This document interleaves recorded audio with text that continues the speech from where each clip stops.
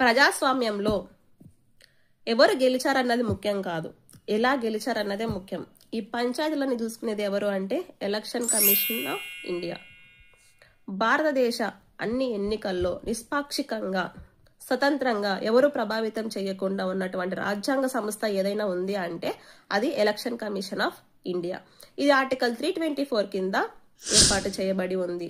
దీని యొక్క స్థాపన 1950 జనవరి 25న స్థాపించబడింది. అందుకే ఆ రోజున మనం ఓటర్స్ డేగా కూడా సెలబ్రేట్ చేసుకుంటాం.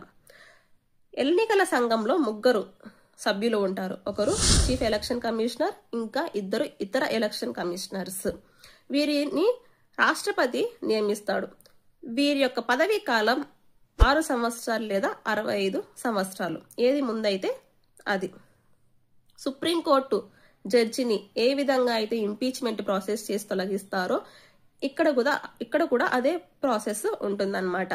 ఈసీఐ యొక్క ప్రధాన బాధ్యతలు ఏంటి అంటే రాష్ట్రపతి, ఉపరాష్ట్రపతి, రాష్ట్ర అసెంబ్లీలు, లోక్సభ ఎన్నికలు నిర్వహించడము, ఎన్నికల షెడ్యూల్ను ప్రకటించడము, ఓటర్ల జాబితాను తయారు చేయడము, మోడల్ కోడ్ ఆఫ్ కండక్ట్ను అమలుపరచడము, అంతేకాకుండా ఫ్రీ అండ్ ఫెయిర్ ఎలక్షన్స్ జరుగుతున్నాయా లేదా అనేది పర్యవేక్షించడము, రాజకీయ ఎన్నికల పార్టీలకు గుర్తులను కేటాయించడము.